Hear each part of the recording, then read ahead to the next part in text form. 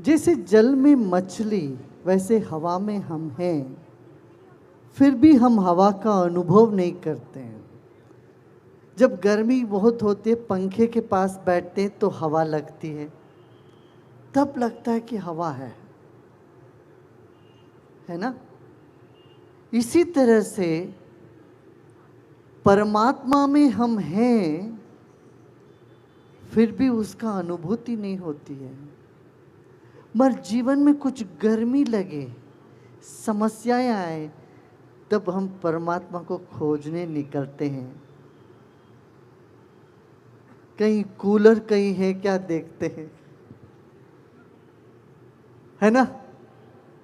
सच है कि नहीं बताओ। फिर कूलर के पास आते तो हाँ कुछ ठंडक पहुंचती है। तो इंसान मानव आदि काल से इस खोज में लगा हुआ है। इस दुनिया का कुछ सार है, कुछ तथ्य है, कुछ तत्व है, वो कहाँ है, उसके लिए ढूंढ ढूंढ के कभी थक जाता है।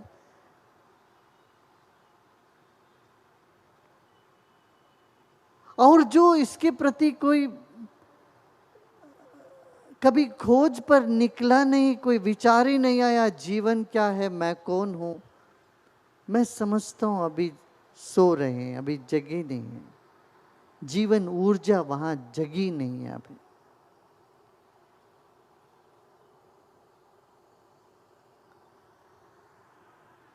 देखते फिरते हम देखते हैं जीवन में हमारे आगे पीछे कितने लोग देखते देखते चल बसते हैं। चलता फिरता इंतजार आदमी अचानक जमीन में पड़ा हुआ उसका शरीर देखते हैं, जान नहीं है।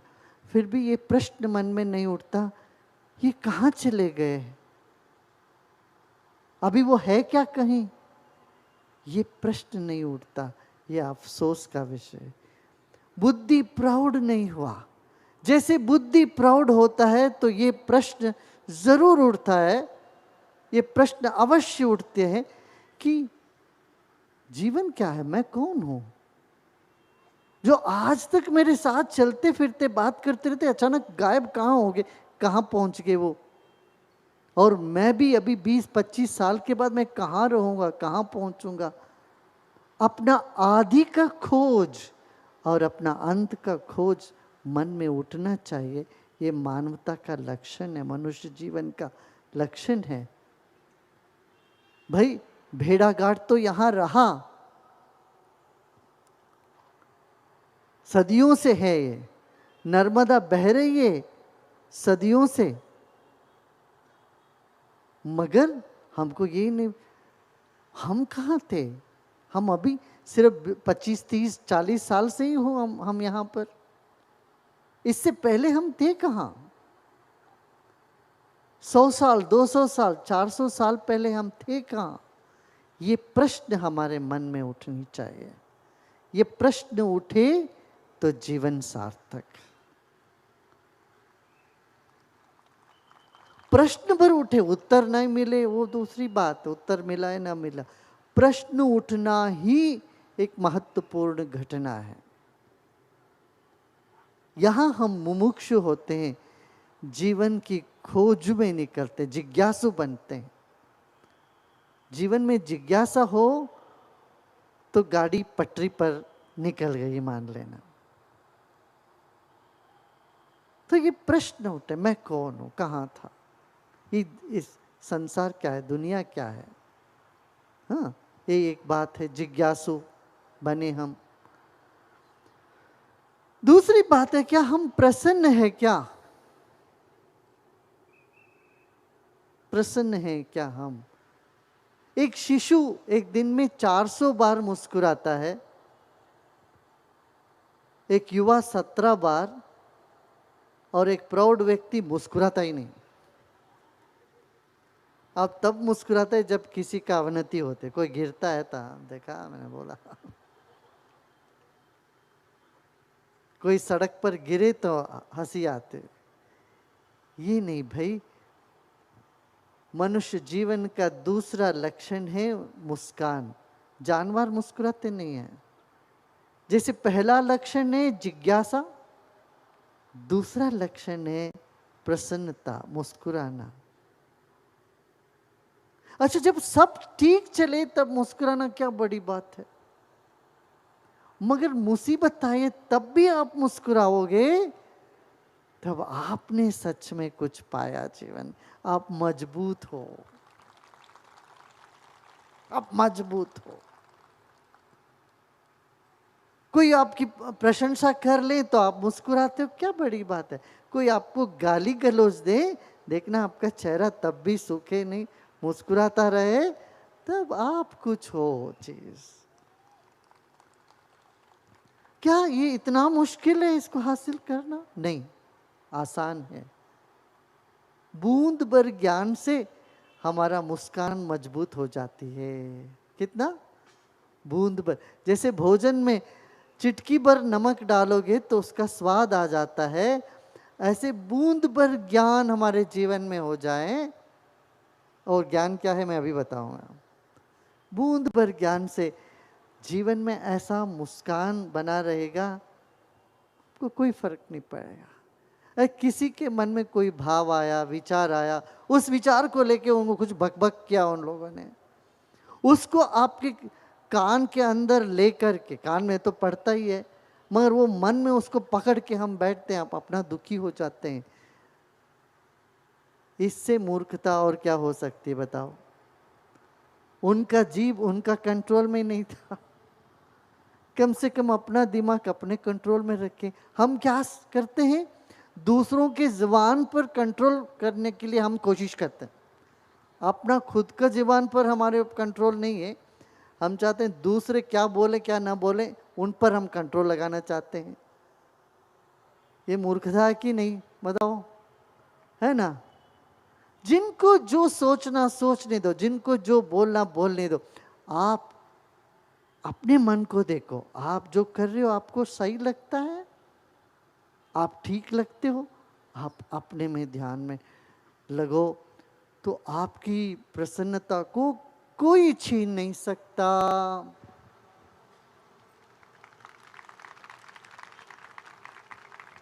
और एक प्रसन्न व्यक्ति किसको पसंद नहीं बताओ। आप प्रसन्न हो तो सब आपको चाहेंगे। हाँ? प्रसन्नता जीवन में आनी चाहिए हमें। यम नियम में, ये नियम में है शौच संतोष। महर्षि पतंजलि ने ये बात कही। शौच शुद्धता, शुचित्व, बाहर और भीतर, और शौच साथ साथ संतोष, ये दूसरा नियम है। हम भूल जाते हैं भाई ये नियम। वर्ल्ड हेल्थ ऑर्गेनाइजेशन कहती है आज सबसे बड़ी बीमारी है डिप्रेशन की। 38% लोग यूरोप में डिप्रेस्ड हैं। हमारे यहाँ कोई आंकड़े नहीं निकाला, पता नहीं चल रहा है, मगर कुछ बढ़ते जा रहे हैं। मानसिक रोग हमारे देश में भी कम नहीं है, बढ़ती जा रही है। आप 10-20 साल पहले ये स्किज़ोफ्रेनिया, बाइपो, ये सब हमने कभी सुना नहीं होगा। डिप्रेशन का सुना था क्या नाम? सुने नहीं, हमने कभी नहीं सुना। आजकल देखिए डिप्रेशन की बीमारी बढ़ रही है। हम अपने जड़ से कटे जा रहे हैं, इसलिए डिप्रेशन बढ़ रही है। अपना मूल पे लौट के आए, ये बहुत आवश्यक है। भारत की विशेषता एक आत्मीयता है। जापान में जाओगे आप, वहाँ टीम वर्क बहुत बढ़िया है। जापानीज में टीम वर्क बहुत अच्छा करते हैं, सब मिल के काम करते हैं। तो जापानीज लोगों से सीखना पड़ेगा, जापानियों से हमें सीखना है। वैसे प्रिसिशन, कोई भी चीज़ एकदम परफेक्ट करना हो तो वो तो फिर जर्मन से सीखना पड़ेगा। उनकी किया हुआ किसी भी चीज में 1% भी आपको 0.1% भी उसमें नुक्स नहीं निकाल सकोगे आप, इतना परफेक्ट है। टाइम रखने पे वो लोग इतना परफेक्ट रहते हैं। 7 बजे माने 7 बजे सब करते हैं काम। एक बार जर्मनी में हमारा एक कार्यक्रम था, जो हमको ले जाने वाले थे, वो 5 मिनट जल्दी हम लोग पहुंच गए, 10 मिनट पहले पहुंच गए थे। वहाँ देखा था वो पूरा बहुत बड़ा हॉल था, वो क्या ऑडिटोरियम, ऑडिटोरियम खाली रहा। मैंने कहा क्या कोई गलत जगह तो नहीं आ गए, ऐसा तो कभी नहीं हुआ। तो जो हमारे साथ जो जर्मन थे उन्होंने बोला कि गुरुदेव अभी 7 मिनट बाकी है। At the dot of 7 o'clock, 7 बजते ही पूरा भर गया था, सब लोग पूरे फुल हो गए थे। माने समय का परिज्ञान जर्मन के लोगों से, और प्रिसिशन हमें उनसे सीखना है। ऐसे एटिकेसी ब्रिटेन के लोगों में है।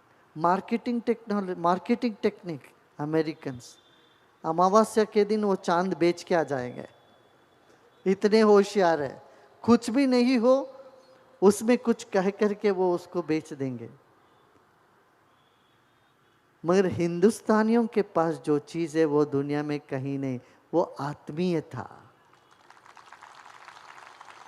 किसी को भी अपना लेंगे हम, अपनापन उनमें पैदा करेंगे।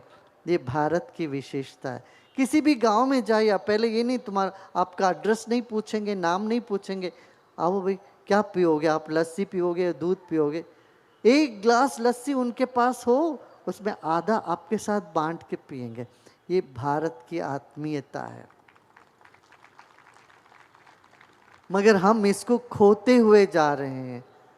मैं कह रहा हूं, हमेशा कहता हूं, ह्यूमन वैल्यूज, मानवीयता जो है वो भारत की अपनी निजी बात है, इसको हमें खोना नहीं चाहिए। क्या है ना? राजी हो आप सब? राजी हो?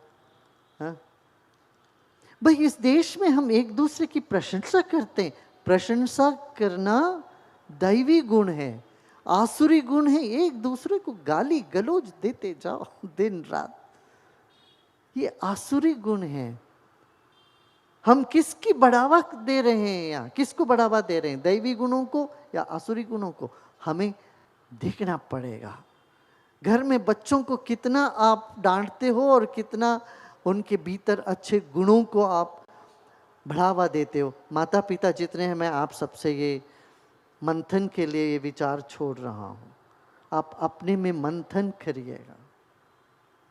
हमें क्या करना चाहिए?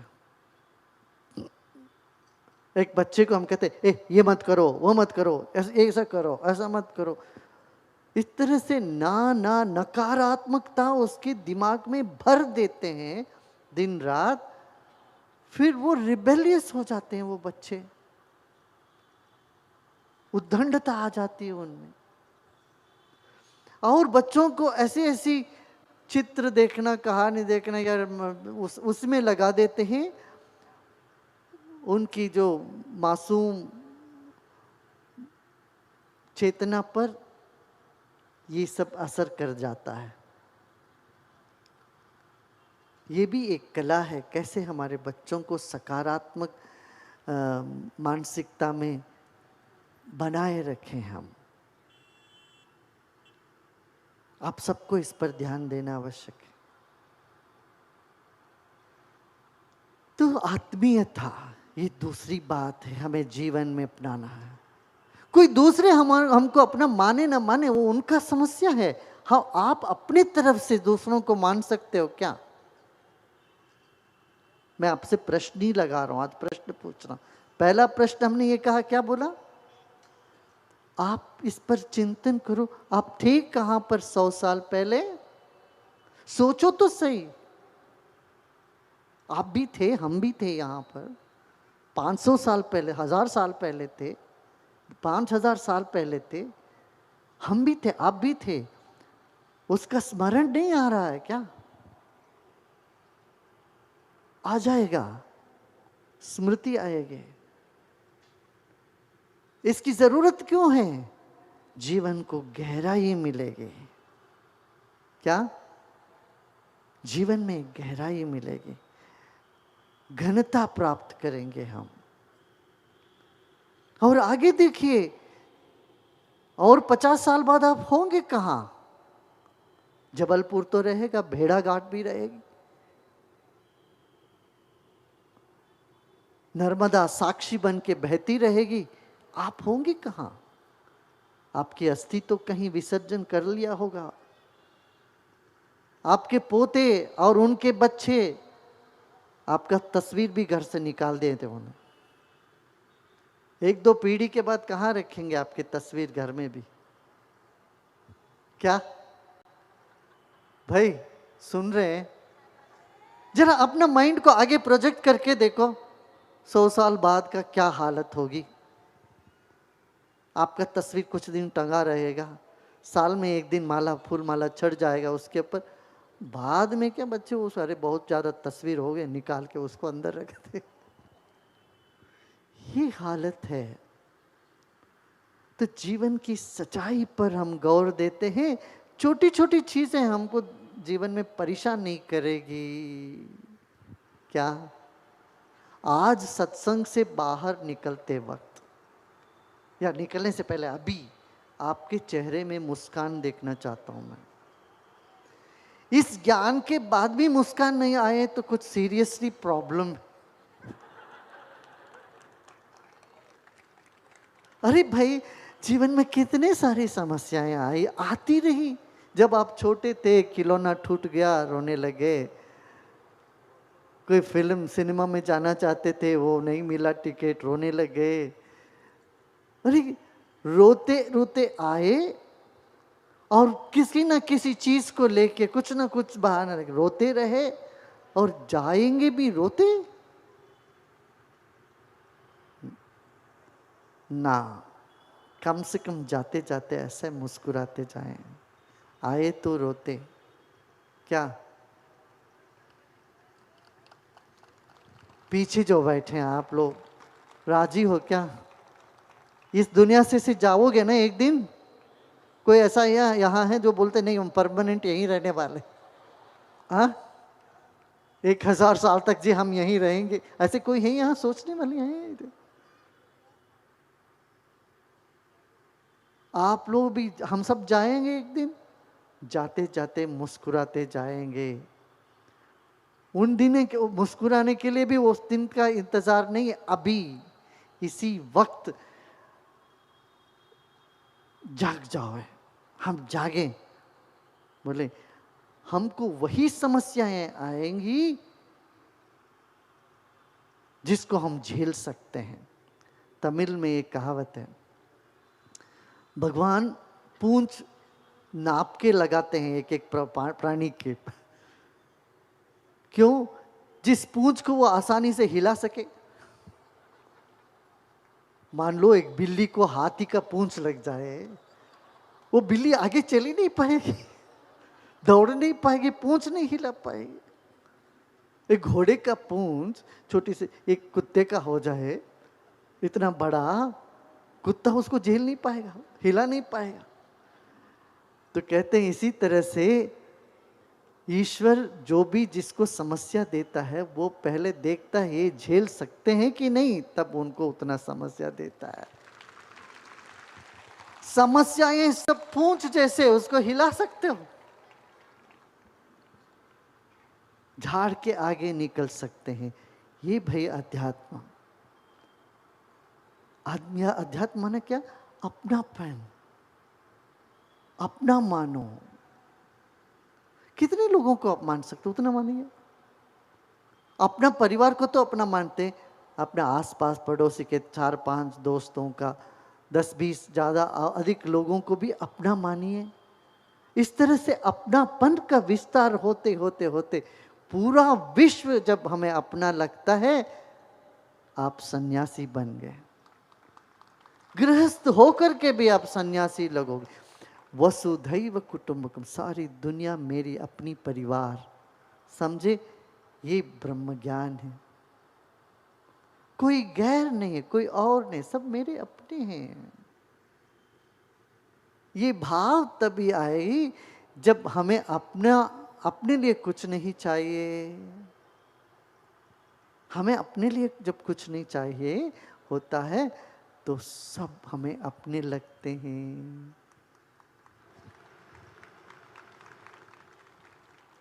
यही संतत्व, यही सन्यास है।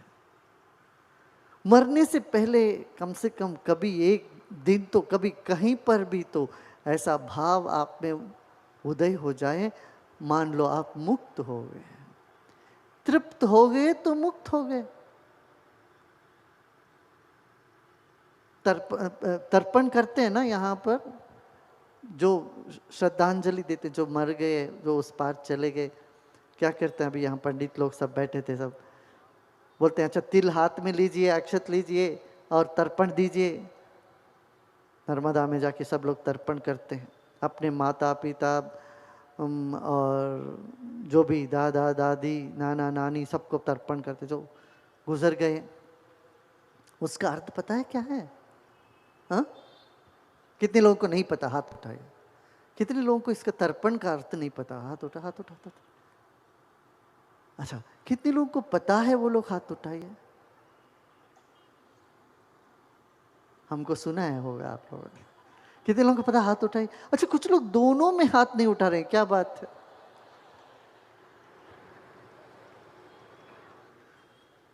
भाई, जब कोई इच्छा लेके कोई व्यक्ति मर जाता है, हो सकता मन में कोई कमी रह गई होगी, कोई इच्छा, अरे मुझे जलेबी खाना था, नहीं खाया, वैसे मर गए, या कुछ और करना था। छोटी छोटी इच्छाएं होती है। पोती की शादी देखनी थी, देखने वो पोती बड़ी नहीं, अभी छोटी है, तो शादी नहीं हुआ तो मर गए। तो उनके बेटे और बेटियां दोनों कर सकती थी, श्राद्ध दोनों कर सकते थे, पता है? बेटी या बेटी, बेटा या बेटी तिल लेते हाथ में और पानी देके, उनका नाम लेके पानी देके छोड़ते हैं, बोलते हैं तृप्यताम तृप्यताम तृप्यताम, माने तृप्त हो जाइए, तृप्त हो जाइए, तृप्त। आपके मन में कुछ रह गई हो कोई बात, वो तिल के बराबर है। इसको छोड़िए ना, आप आगे बढ़िए, बहुत कुछ है देखने के लिए। इसको हम लोग संभाल लेंगे। आप यहाँ का इच्छाएं मुझे छोड़ दीजिए। किसी को ये इच्छा थी कि वो मंदिर में, वो मंदिर बनाना है, कुछ करना है, कहते हैं कोई बात नहीं, ये तिल के बराबर है, हम इसका पूरा कर देंगे, आप तृप्त हो जाओ। इस इच्छा को अपने मन से छोड़ दो, आप आगे बढ़िए, तृप्त हो जाए। जो व्यक्ति तृप्त होता है उसके भीतर आशीर्वाद देने की क्षमता जाग उठती है। ऐसे मत समझना सिर्फ कपड़ा बदलने से आशीर्वाद कोई दे देगा, नहीं, या सिर्फ वृद्ध होने से आशीर्वाद दे देंगे, नहीं। आशीर्वाद देने के लिए मन की स्थिति तृप्ति में होनी चाहिए, प्रसन्नता में होनी चाहिए। घर में शादी की कार्ड बनवाते हो आप, सबसे पहले किसका नाम लगाते हो उसमें? सबसे बुजुर्ग व्यक्ति घर में जो है उनका नाम से शादी का कार्ड छापती है कि नहीं? बताइए, पीछे ये रिवाज है। इस रिवाज को कितने लोग फॉलो करते हैं? घर के सबसे बड़े, कोई भी ताऊ जी होंगे, चाचा जी होंगे, जो सबसे बड़े लोग व्यक्ति हैं, उन्हीं के नाम से कार्ड छापती है और उन्हीं के पास जाके सबसे पहले आशीर्वाद देते हैं। इसका भी एक वैज्ञानिक दृष्टिकोण है। वैज्ञानिक दृष्टिकोण ये है कि जो जितना बड़े होते हैं, उम्र बढ़ती है, तो उतना ही मन में तृप्ति और प्रसन्नता बढ़नी चाहिए। बड़ी कायदे में ऐसा होना चाहिए।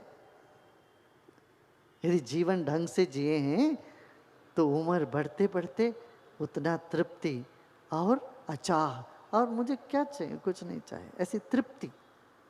उस तृप्त चेतना, तृप्त व्यक्ति वो अपने दिल से कुछ आशीर्वाद देता है तो वो फलीभूत होता है। इसलिए कहते हैं सबसे बुजुर्ग लोगों के पास जाके आशीर्वाद लें। अब क्या सिर्फ उम्र से तो सबसे बड़े हो गए, मैंने दिल छोटा रह गया, अभी भी दुख है, दर्द है, पीड़ा है, ये चाहिए वो चाहिए, इधर कमी उधर कमी, शिकायत ही शिकायत मन में भरे रहे तो आप कहाँ आशीर्वाद देने काबिल रहोगे। बड़े लोगों को बोलना जल्दी तैयार हो जाओ आशीर्वाद देने के लिए, जल्दी तृप्त हो जाओ। अरे यहां तो कुछ 19-20 तो यहां बना रहता है भाई, कुछ ना कुछ यहां बना ही रहता है। झाड़ के निकलो, जागो तो तुम तृप्त हो जाओ यार। बाकी तो अपना काम करते रहिए, अपना काम करते रहे हम, मगर मन में प्रसन्नता बना रहे, आत्मीयता जगा रहे। जिंदगी भर 60, 70, 80, 90 साल की जिंदगी सिर्फ 10-15 लोगों के लिए मत रखो, उसका विस्तार करते जाओ, और लोगों के लिए कुछ करें। यदि हम सब आज संकल्प दें, volunteer for better India, better Jabalpur, 1 घंटा हम दें रोज प्रतिनित्य, माने 7 दिन में 4-5 घंटे 6 घंटे हम समाज के लिए दें, कुछ समाज के लिए काम करें।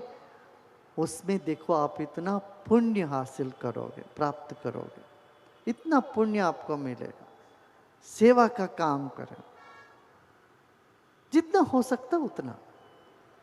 हाँ,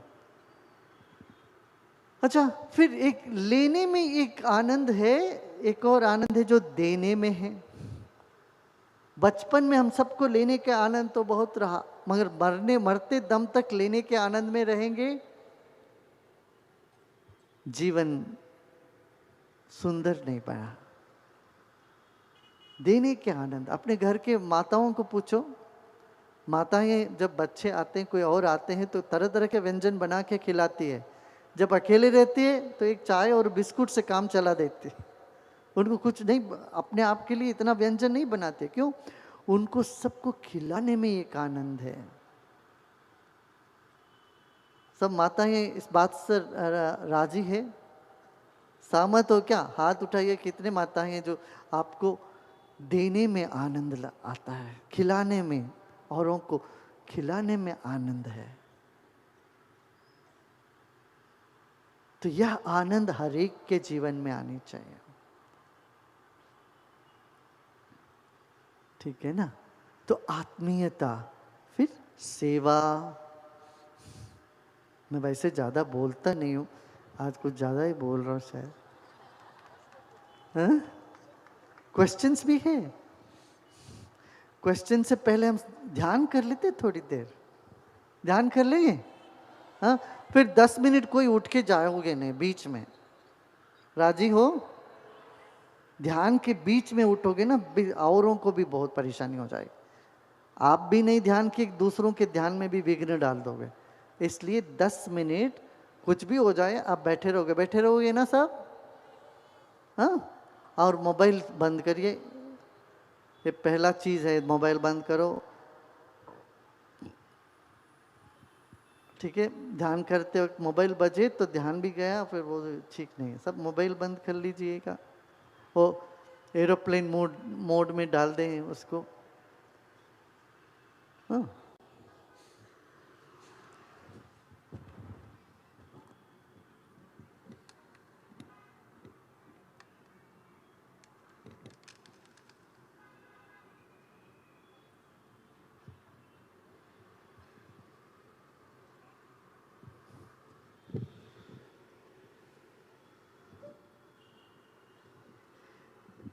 लेटर्स को संस्कृत में अक्षर कहते हैं। वो पता है क्यों कहते हैं? कितने लोगों को पता है? कितने लोगों को नहीं पता है? अच्छा, अब देखिए, अब आ बोलिए, देखते हैं। आ,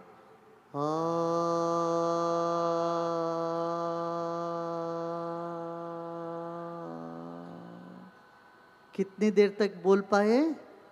जितनी देर तक सांस रहा उतनी देर तक आ बोल पाए। अब मन ही मन बोलिए, आ, देखते हैं कितनी देर तक बोल पाएंगे।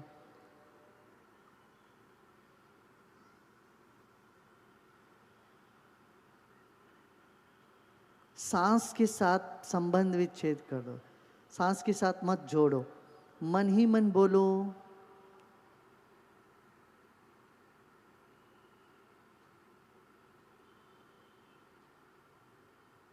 भाई, अनंत काल तक बोल सकते, पूरे जीवन में एक शब्द खत्म नहीं होगा।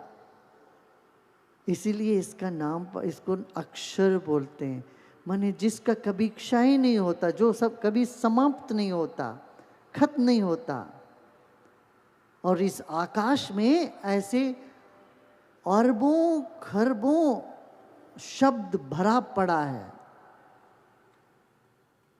जैसे आप मोबाइल में एक मैसेज भेजते हो, क्या होता है वो मैसेज आकाश में चला गया और जाके कहीं किसी और के, जिसके फ़ोन में आपने भेजा वहाँ जाके प्रिंट हो जाता है ना। इन दोनों के बीच में कहाँ था ये आकाश में था, व्योम। ये अक्षर सारे आकाश में हैं। आकाश तत्व से हम बने हैं, हमारा शरीर बना है, मन बना है। 3 तरह का आकाश है। भूताकाश जो बाहर दिखता है, जिसमें हम हैं। एक है चित्ताकाश, जिसमें विचार और भावनाएं उठती है। और एक उससे भी परे एक आकाश है, उसकी चर्चा मैं अभी नहीं करूंगा, अभी तो ध्यान करते हैं। अच्छा, हमारे बच्चे इंट्यूशन प्रोसेस दिखाएं यहाँ पर, डेमोन्स्ट्रेशन करा लिया? नहीं हुआ अभी? अब आप देखिए, बहुत चमत्कारी चीज़ आपको दिखाएंगे। यहाँ के बच्चे, जबलपुर के कुछ बच्चे हैं जो आंख में पट्टी बांधकर पूरा किताब पढ़ सकते हैं और क्या क्या कर सकते हैं, बहुत कुछ कर सकते हैं। आप कोई चीज़ कहीं खो देते हो तो बच्चे बता देंगे कहाँ रखा है। क्या क्या प्रश्न आएगा इनको एग्जाम में, ये भी इंट्यूशन के द्वारा संभव हो जाता है इनको। जो बच्चे 50% मार्क लेते थे, अब वो 90% लेने लगे, कि अंतस्फुरणा जागृत हो जाए। और क्या, ज़्यादा समय नहीं है। 2-4 दिन के शिविर में हमारे भीतर ये शक्तियां हैं, इसको इन लोगों ने पहचान ले। वो बाद में ध्यान के बाद आपको डेमोन्स्ट्रेशन कराएंगे। हाँ, ऐसे 30,000 बच्चे, 35,000 बच्चे भारत में अभी तक के प्रशिक्षण ले चुके हैं, जिनका इंट्यूशन इतना बढ़ जाता है, वो तीसरा नेत्र से सब कुछ पढ़ सकते हैं। हाँ, अभी आराम से बैठते हैं।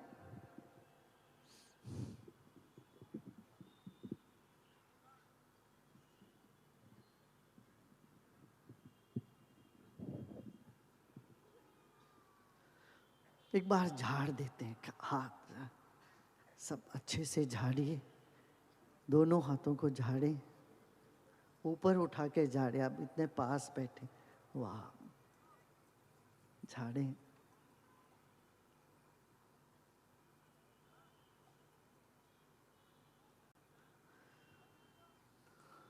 और शरीर को स्थिर रखते हैं। अभी झाड़ना बंद करिए, आंखें बंद। 98%, 99% आंख को बंद रखिए, थोड़ा सा खुला रखिए। Just keep your eyes crack open, जरा सा खुला रखें, जिसमें रोशनी की एक किरण अंदर जा रही हो। 99% आंख बंद है, पर थोड़ा सा खुली है।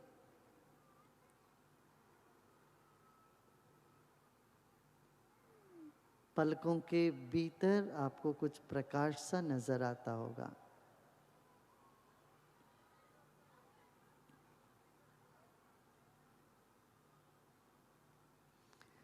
अब 3 मिनट के लिए हम शरीर को स्थिर रखेंगे, हिलेंगे डुलेंगे नहीं।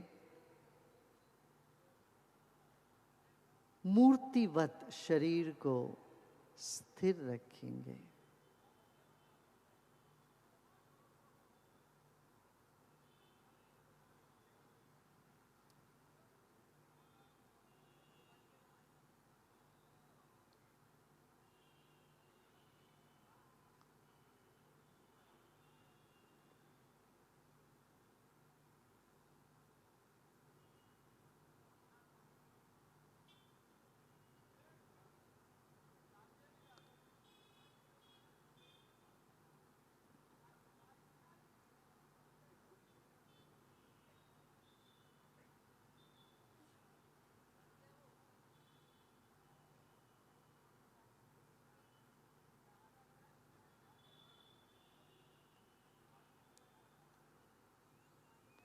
शरीर स्थिर है, मूर्तिवत है, अरबों खरबों अणु परमाणुओं से बना है हमारा शरीर।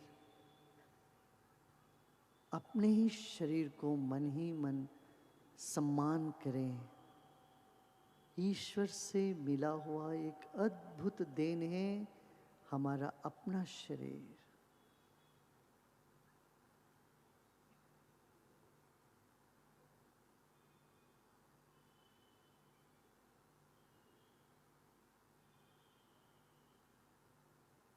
मन से अपने ही शरीर की प्रदक्षिणा करें। शरीर को जैसे कपड़े से लपेटे हुए हैं, ऐसे मन से एक बार लपेटते हुए आए आप।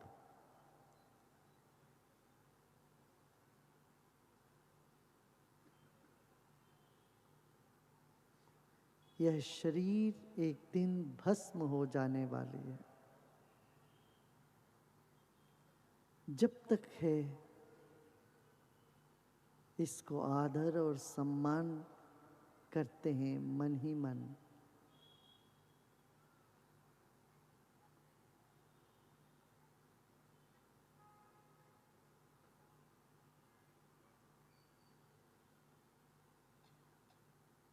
माता पिता के जरिए ईश्वर ने दिया है हमको यह उपहार में।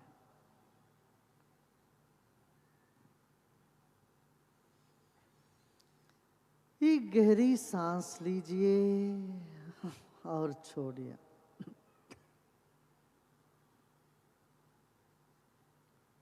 शरीर के आसपास चारों ओर भीतर बाहर वायु तत्व है। फिर एक गहरी सांस लीजिए और सांस छोड़िए। भीतर भी हवा है और बाहर भी। इसका अनुभव करें, इस सत्य को पहचानिए।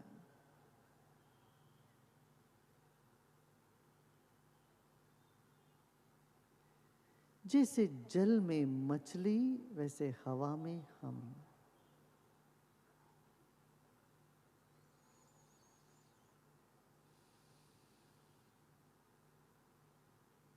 अब आई मन की बार।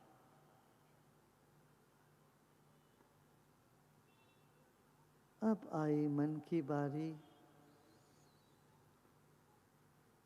शरीर ज्योति है तो मन, शरीर बाती है तो मन ज्योति है।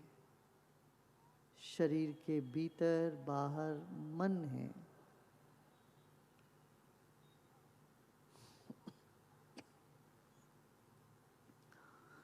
जो भी विचार आ रहे हो मन में, आने देना।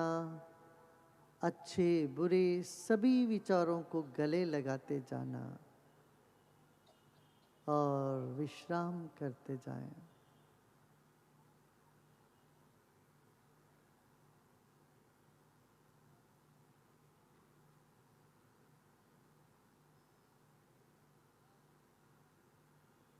अपना मूल को याद करें। 20, 25, 60, 70 वर्ष पूर्व हम कहाँ थे, वह हमारा मूल, उसको ओम के नाम से पुकारते हैं। वह प्रेम और शांति है। एक गहरी सांस लीजिए।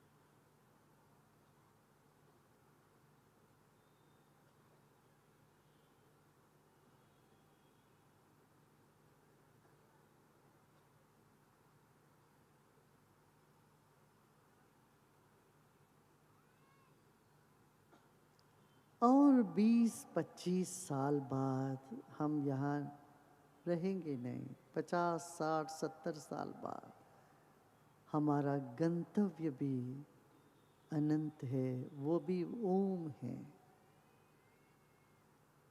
फिर एक गहरी सांस लीजिए।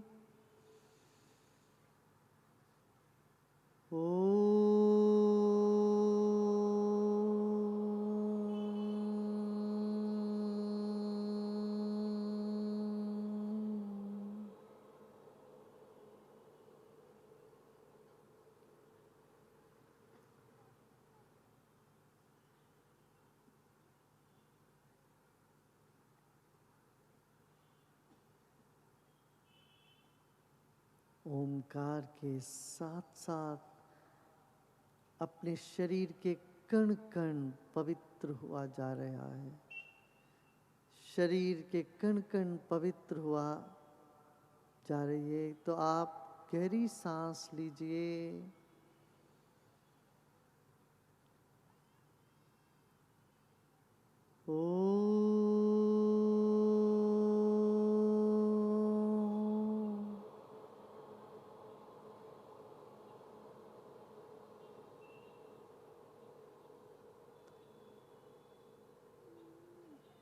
शरीर का कण कण और मन के कोने कोने को पवित्र कर देती है ओंकार। अब विश्राम करें। इस वक्त शरीर स्थिर है, सांस धीमी चल रही है, मन धीरे धीरे शांत हुआ जा रहा है।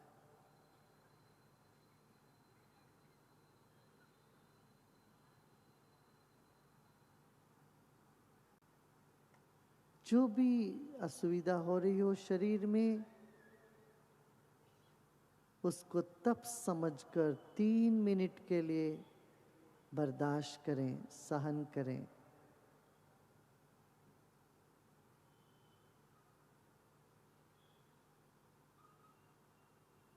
सिर के चोटी पर ध्यान लेके आए।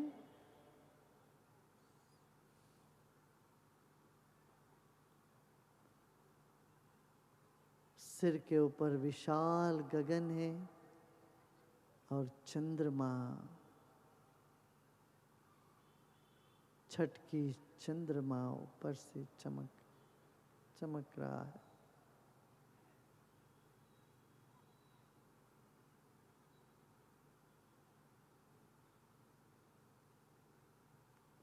विश्राम करें, सभी प्रयत्न छोड़कर विश्राम।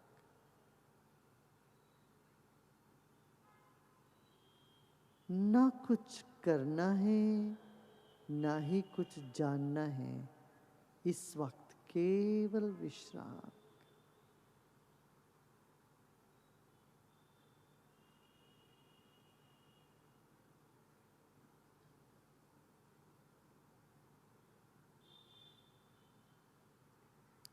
मुस्कान के साथ विश्राम करें।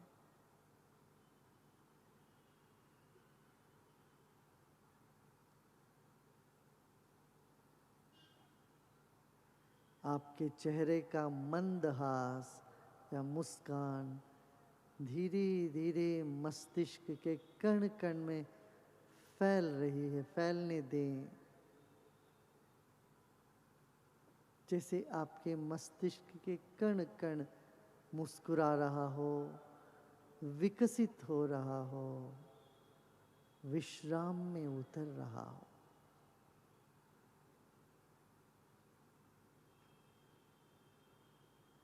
खिलने दीजिए मस्तिष्क को। आंखों के पीछे अपना ध्यान ले जाइए। सिर का पिछला भाग आपका जैसे मुस्कुरा रहा हो। कहीं कुछ टेंशन या दर्द हो सकता है, होने दें, वो छूटने के लिए हो रही है। वो सारा टेंशन तनाव छूटने लगेगी। और मुस्कान जागने लगेगा, शरीर विकसित होने लगेगा।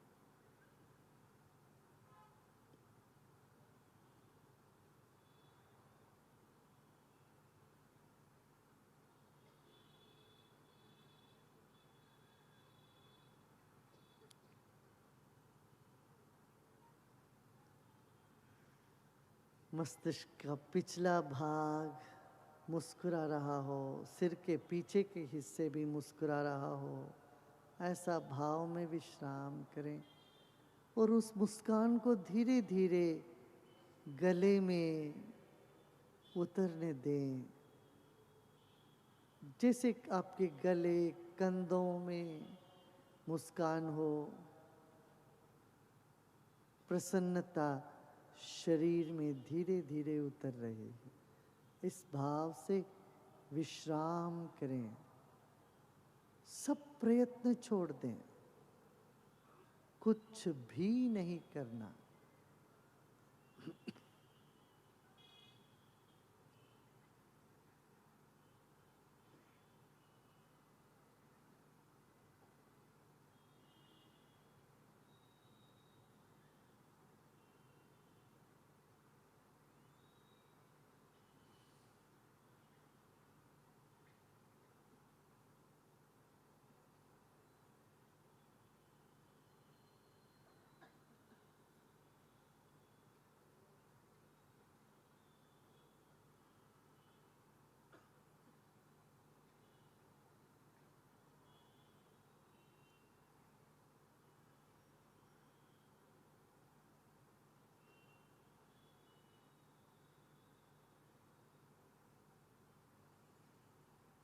और धीरे धीरे उसको लेके आए कंधों पे, और जैसे पूरा शरीर खिल रहा हो, विकसित हो रहा हो, मुस्कुरा रहा हो, ऐसे विश्राम।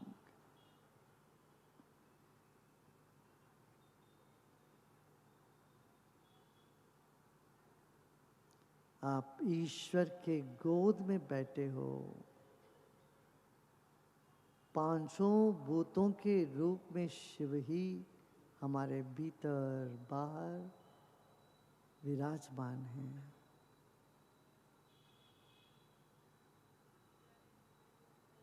आकाश के रूप में, हवा के रूप में सानिध्य का अनुभव करें।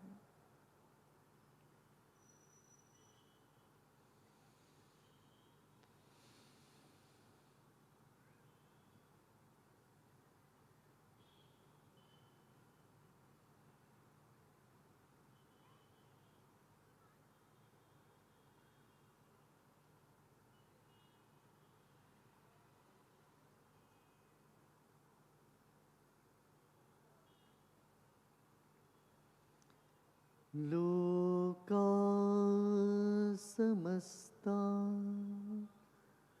सुखिनो भवन्तु। ओम शांति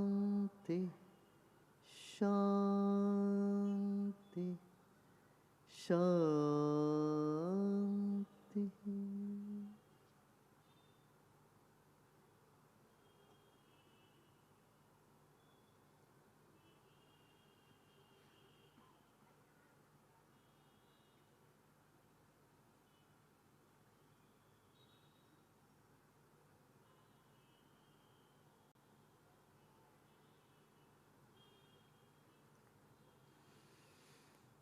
फिर एक गहरी सांस लें, मुस्कुराते मुस्कुराते, और धीरे धीरे सांस छोड़ते छोड़ते शरीर और परिसर के प्रति सजग हो जाएं।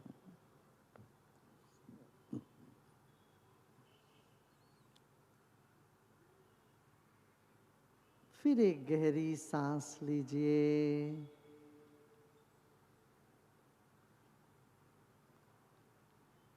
और मुस्कुराते मुस्कुराते आंखें खोल सकते हो, सांस छोड़ते छोड़ते आंखें खोल सकते हो।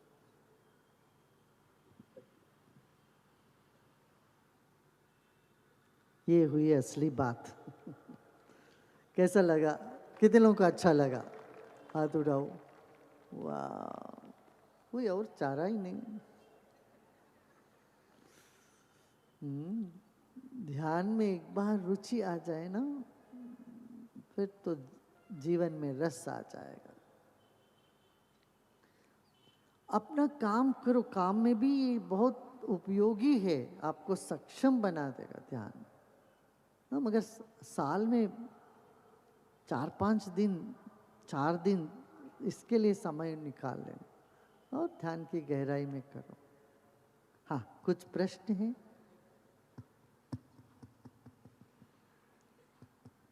अच्छा, उससे पहले इंट्यूशन प्रोसेस तो डेमोन्स्ट्रेशन करा दो।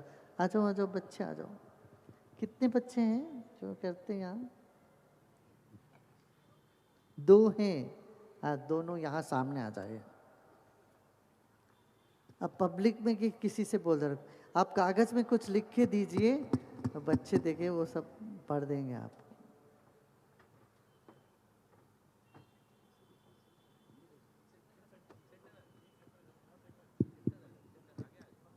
जय गुरुदेव। हमारे साथ सौम्या है, गौरव है, रुद्राक्ष है। तो ये अलग अलग चीज़ें हमारे सामने करेंगे। सो अभी इनको ब्लाइंड फोल्ड कर रहे हैं, इनके आंखें पे नहीं नहीं, पे पट्टी लगा दी है। इधर ही रहो, लाइट इधर आता है, इधर इधर तो सबको दिखोगे ना, उधर जाओगे तो नहीं दिखोगे। तो ये शीट खोल के हम दे रहे हैं ऑडियंस में, और पेन भी दे रहे हैं। तो कोई भी एक फिगर, कोई एक ड्राइंग आप उसमें बनाकर हमको दीजिए। ये बच्चे सेम उसको कॉपी कर लेंगे। तो उनकी आंखों पे पट्टी लगा रहे हैं अभी।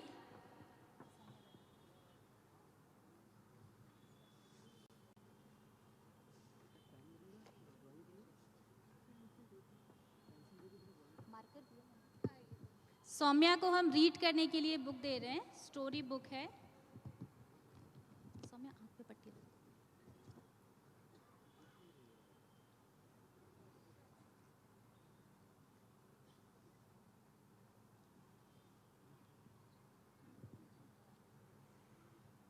खड़े खड़े हो जाओ ना, खड़ी हो जाओ। या ऊपर बिठा दें।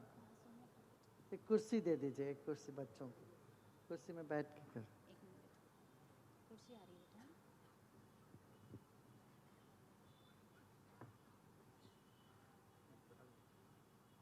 सौम्या बैठ जाओ।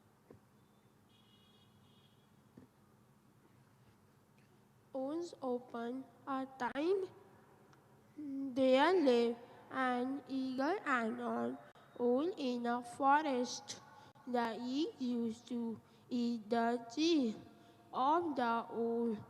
The owl was angry with the eagle.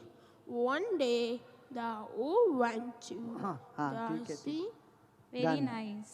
Clap clap for Saumya. ताली बजाओ तो सब लोग।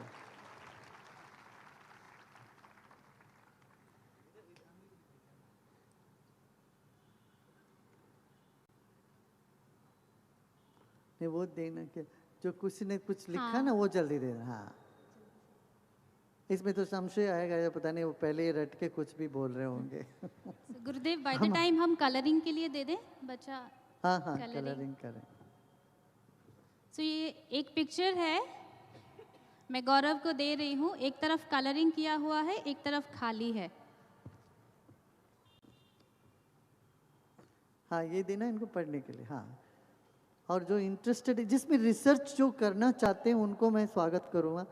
आप कोई रिसर्चर्स हैं यहाँ पर, प्रोफेसर्स हैं जो साइकोलॉजी के या पैरासाइकोलॉजी रिसर्च करना चाहते हैं, साइंटिस्ट, न्यूरो साइंटिस्ट, मैं उनको स्वागत करता हूँ। अभी ऑलरेडी कुछ रिसर्च चल रहे हैं, आप भी करिए इसको। हाँ हाँ। पूजा शीशी के चरणों में मैं नमन नमन शरण काबड़ा 1818। Very nice. इसमें लिखा है पूज्य श्री श्री के चरणों में नमन, शरद कावरा।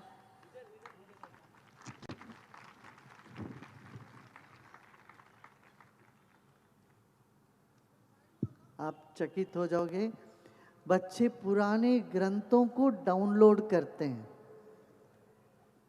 ऐसे ध्यान में बैठते उनको पुराने पुराने श्लोक जिसके मतलब मीनिंग कुछ नहीं जानते वो सब लिख रहे हैं। और किसी भी भाषा में, चाइनीज में, पोलिश में, जर्मनी में, किसी भी भाषा में ये लोग कर सकते हैं।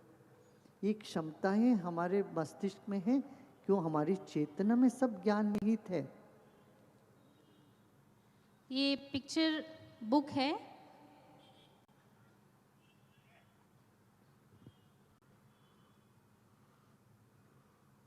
Abacus, aeroplane, एरोप्लेन का कलर क्या है? green, yellow, red. Very nice, clap for Saumya. Very good. So अभी कर रहा है बट थोड़ा सा हो गया है, मैं आपको दिखाना चाहूँगी। गौरव ने पहचाना कौन सा कलर है, क्रेयॉन्स में से खुद ही कलर चुना और अभी कर रहा था वो। ओके, जय गुरुदेव। हाँ, ताली बजाना बच्चों को एक बड़ा। Very good. हाँ, पूज्य गुरुदेव, आज अंतर्राष्ट्रीय महिला दिवस है और आज इस शक्ति संगम महासत्संग में लगभग 10,000 विभिन्न क्षेत्र से आई महिलाएं यहाँ उपस्थित हैं। इसमें विभिन्न औद्योगिक कार्यों में लगी हुई महिलाएं हैं, डॉक्टर्स हैं, एडवोकेट्स हैं, स्टूडेंट्स हैं, कॉलेज की गर्ल्स हैं और अलग अलग क्षेत्र में काम करने वाली महिलाएं भी हैं। तो आज के इस पावन दिवस पर आपका इस मातृशक्ति को क्या संदेश है? मातृशक्ति का सम्मान हो, बेटियों को पढ़ाइए, बेटियों को आगे आने दीजिए। देखिए, भारत एक देश है जहाँ पहले श्रीमती लिखते हैं, बाद में श्री लिखते हैं। मिस्टर एंड मिसेस नहीं लिखते यहाँ, श्रीमती और श्री। इसलिए आपका स्थान अग्रस्थान है ही। सीताराम बोलते हैं, राधे श्याम बोलते हैं, गौरी शंकर बोलते हैं।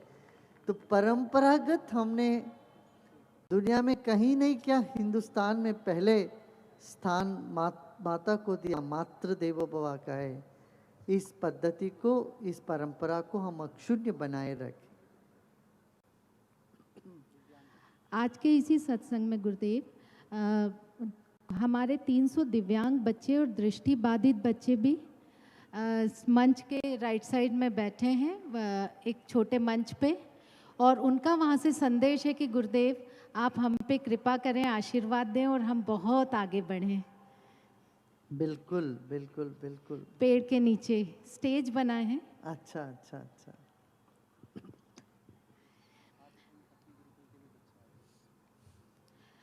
गुरुदेव, हमारे जीवन में ऐसे कई पल आते हैं जिसके कारण हमारा गुरु पे से कई बार विश्वास डगमगाने लगता है और भरोसा छूटने लगता है।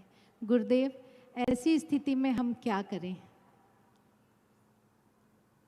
संगत, अच्छे संगत हो, सत्संगत हो। सत्संग का यही है, फिर जीवन में विश्वास जता देती है वो। हाँ, ये कसौटी है, कोई मित्र है आपके या दुश्मन, ये जांचने के लिए। आपका विश्वास हिल गया या मन में कोई संशय है, दुख है, समस्या लगती है, मित्र के पास बैठ के थोड़ी देर बातचीत करके निकलोगे तो आप में आपको हल्का महसूस होना चाहिए, विश्वास फिर मजबूत हो जाना चाहिए, तब वो मित्र है। आप किसी के सब पास बैठ के अपनी कथा व्यथा सुनाओगे, बाहर निकलते वक्त आपको लगेगा कि अरे ये तो मैंने कम समझा था, ये तो और बड़ा भूत है, ऐसा महसूस हो, वो सत्संग नहीं है, वो मित्र नहीं है आपके।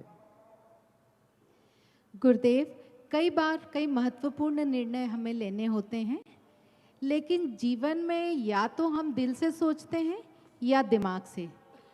ऐसी स्थिति में बेहतर क्या होता है, कृपया मार्गदर्शन दें। काम की बात हो तो दिमाग से सोचिए, जीवन का संबंधों के बात हो तो दिल से सोचिए।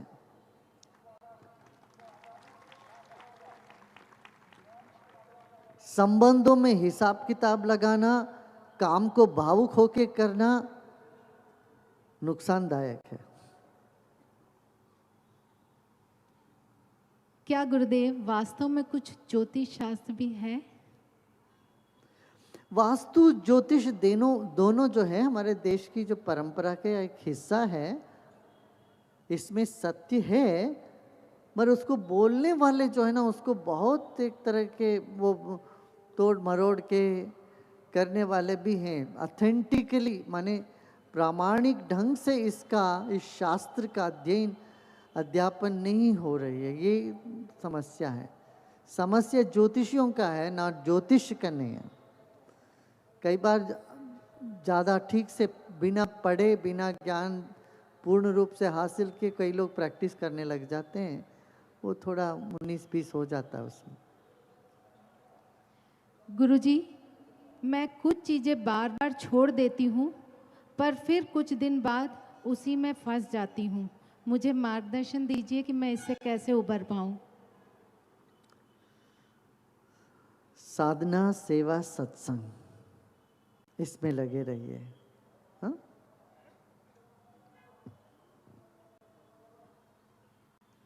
पेरेंटिंग टिप्स, गुरुदेव इसके बारे में कुछ। मैं बोल चुका हूँ, ये सब आपके प्रश्न से पहले ही मैंने बोल चुका। Parenting tips. गुरुदेव एक प्रश्न है। अयोध्या का अर्थ है ऐसा प्रदेश जो युद्ध से वंचित है, और जब आप वहाँ पे युद्ध शांत करने जा रहे हैं तो उसको लेकर युद्ध का समा बना हुआ है, तो इसका समाधान कैसे हो? भाई कोई चेतावनी को समझें, भड़काना मैं क्या बताऊं। आप सड़क पे जाते हैं, इलेक्ट्रिसिटी बोर्ड वाले वहाँ बोर्ड लगा के रखते हैं, एक खोपड़ी और 2 हड्डी, उसके ऊपर लिखा होता है सावधान या अपाय, डेंजर। उसको देख के बोले हम, अरे इलेक्ट्रिसिटी बोर्ड ने दहशतगिरी फैला रखी है, सबको डरा रहे हैं सड़क पे। भाई मैं डराने वाला हूँ? मैं तो सबको हिम्मत भरता हूँ सबके भीतर। हाँ, हमने ये कहा भगवान भला करें, भगवान ऐसा आशीर्वाद दें, कभी हमारे देश में मध्य यूरोप जैसी परिस्थिति न हो जाए। कभी हमारे देश में ऐसा परिस्थिति ना हो जाए जहाँ गृह युद्ध होता रहता है रोज रोज प्रतिनित्य। अब बताओ, एक कोई गलत है क्या? कभी हमारे देश में ऐसा ना हो ये कहना गलत है? हमारे देश में क्यों, हम वहाँ सब जगह देख चुके हैं, वहाँ का हालत इतना गंभीर है, तब मन में सहजता से क्या ख्वाहिश उठेगी, क्या इच्छा उठती? भगवान भला करें ऐसी परिस्थिति कभी हमारे यहाँ ना हो। इसको लेके कुछ लोग बवाला कर रहे हैं, वो उनका स्वभाव है, वो ठीक है, उससे हमें कुछ नहीं। तो लोको भिन्न मतः, सबका अलग अलग मत है। जो हमको नहीं जानते हैं, नहीं समझते, वो कुछ भी बोले उसका कोई अर्थ नहीं है ना। हम तो यही चाहते हैं, अमन चाहते हैं, शांति चाहते हैं पूरे देश में। तो हमने कहा अयोध्या का समाधान ये हो सकता है, आपस में लेन देन हो जाए। 1 एकड़ जमीन वहाँ का वहाँ जो है जन्मस्थान में, वो हिंदुओं को दे दिया जाए। हिंदू लोग 5 एकड़ मस्जिद के लिए दे देंगे, थोड़ा हटके। इसमें गलत है क्या है बताओ? और सब मान रहे हैं भाई, लोग मान रहे हैं, बात सच है। और सुप्रीम कोर्ट ने खुद कहा आपसी बातचीत से इसका हल निकल जाए, तो इससे बेहतर कुछ नहीं। तो ये कैसे कोर्ट का उल्लंघन हो जाएगा। जो अर्थहीन कुछ लोग कहते हैं उससे हमें कुछ लेना देना नहीं। हमने ये कभी नहीं कहा कि हम बना देंगे, बन जाएगा। मैंने ये कहा भारत में कभी वैसा हालत ना हो, ये हमारी प्रार्थना है। मिडल ईस्ट जैसे यहाँ कभी ना हो, ये नहीं, ये भी नहीं बोल सकते। अरे इसमें सबका सहयोग की आवश्यकता है, और जिनसे भी मैं बात किया हूं वो सब तैयार हैं सहयोग करने के लिए। मुस्लिम धर्मगुरु सब तैयार। अभी मैंने बरेलवी में गए थे, बरेलवी स्कूल है ना वहाँ के, बरेलवी बरेली में, उनसे मिल के आया हूँ। सभी बोलते हैं समाधान होनी चाहिए, सब मिल के करेंगे, है ना। आपको क्या लगता है, ये सही कदम है कि नहीं, बताओ। कितने लोग सही समझते हैं, हाथ उठाइए। अरे देश भर में उत्सव होएगा, देश भर में दोनों समुदाय मिलके उत्सव मनाएंगे। मैं यहाँ तक मैंने कहा हर राम मंदिर में वहाँ का मुख्य इमामों को बुलाएंगे, उनको सम्मान करेंगे, शाल उड़ाएंगे, उनको सम्मान करेंगे। आपस में भाईचारा बना रहे देश में। ऐसे ही मस्जिद में भी हमारे पंडितों को, पुजारियों को बुलाएं, वो लोग सम्मान करें। एक दूसरे का सम्मान से हम आगे बढ़ें तो अच्छा है कि नहीं, बताइए कितने लोग समझते हैं ऐसा होना चाहिए। हाँ हाँ बोलिए। गुरुदेव, हमारी शिक्षा प्रणाली युवाओं को आत्मनिर्भर और योग्य बनाने के बजाय इंफॉर्मेशन का स्टोर हाउस बना रही है। कृपया करके मार्गदर्शन दें। मुझे बहुत खुशी है कि अभी हाल ही में केंद्र मंत्री जी जावड़ेकर जी ने ये अनाउंस किया, बच्चों के सिलेबस जो आधा कर देंगे, इसलिए इनके बोझ आधा हो जाएंगे, एनसीईआरटी की सिलेबस आधा हो जाएगी। ये अच्छी बात है। एक और प्रश्न लेंगे, काफी ना, एक और लेंगे फिर भजन करेंगे, बातें बहुत होगी। हाँ गुरुदेव, रैपिड फायर। हाँ। जबलपुर। देश के हृदय स्थान है, एकदम बीच में। जबलपुर की आपकी अगली यात्रा।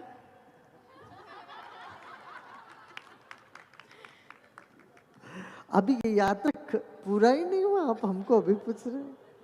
हो सकता है कभी भी। 11 साल बाद आया हूं मैं, 11 साल हो गया। श्री श्री रविशंकर जी। सब ऐसा पुकारते हैं, नाम है, बीजेपी। भीतर कुछ भी नहीं है। बीजेपी और कांग्रेस। पक्ष और विपक्ष। मैरिज। आपका स्रोत। गर्लफ्रेंड। हाँ? गर्लफ्रेंड। गर्लफ्रेंड हमको पता नहीं है क्या होता है। बॉलीवुड। क्या? बॉलीवुड। बॉलीवुड क्या होता है? बॉलीवुड। बॉलीवुड। बॉलीवुड के बारे में मुझे पूछते हो? Wrong number. 20 साल बाद भारत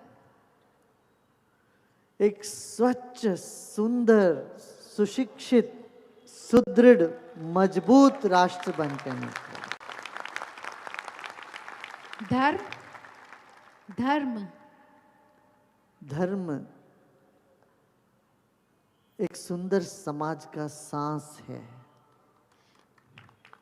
पुनर्जन्म सत्य है, भय जिसको मैं जानता नहीं हूं, पाप जिससे कभी मेरी मुलाकात नहीं हुई, मोक्ष बंधन से मुक्त, छुटकारा ही मोक्ष है, हमारे पास है हमेशा। मोबाइल तुम भी मोबाइल बने रहो, संदेश देते रहो, चलते रहो और चलते रहो। डेथ शरीर का है, आत्मा का नहीं, तुम्हें नहीं है। बस लास्ट गुरुजी, गुरुदेव।